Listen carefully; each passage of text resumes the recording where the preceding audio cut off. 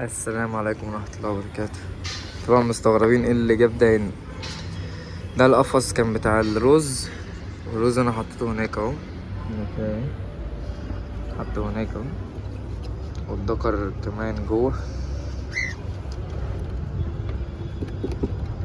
اهو الدكر. تمام.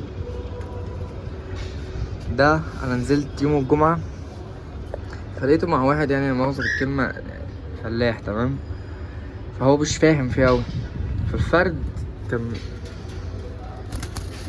حاجة جارحة ضرباه في كتفه. تمام. العصفور صحته تمام والدنيا تمام في الفرد. هو بقى مكانش عارف يتعامل فيه، راح جاي ايه نزل بيه سوق الجمعة. استني اوريكوا بس ايه التعويرة، مش عارف هتكون باينة ولا لأ. ايوه بس هي لمت خلاص، هي مش تعويرة أوي، هي كانت ريش. فاهمين؟ بصوا اهي.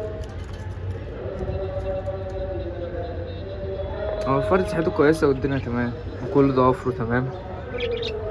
اه في اللي هي الضربة اللي في الجناح، الجناح كله يعني مشدود ريشه. هو هتلاقي الفرد اتبهدل دم، فهو ايه مش عارف ينضفه، حاجة شايل له ريشه كلها.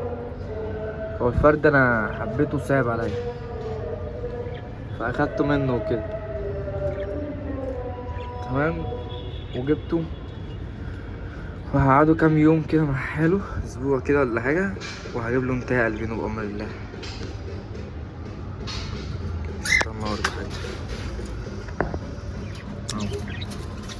فرد تمام مفيهوش اي حاجة، مفيهوش غلطة.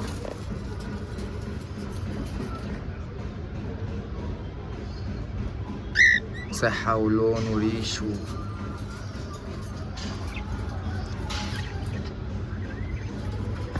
فالحاجات دي بقى بتبقى لقطة، اللي بيفهم بيعرف ياخد الحاجات دي. اللي بيفهم وبينزل سوق الجمعة. طبعا ما تكونش لسه بادئ تربية وتنزل سوق الجمعة هتقول عايز ايه حاجات زي دي، هيضحك عليك. فانت لازم تكون فاهم وبقالك مدة في التربية عشان تعرف تجيب الحاجات زي دي لقطة كده.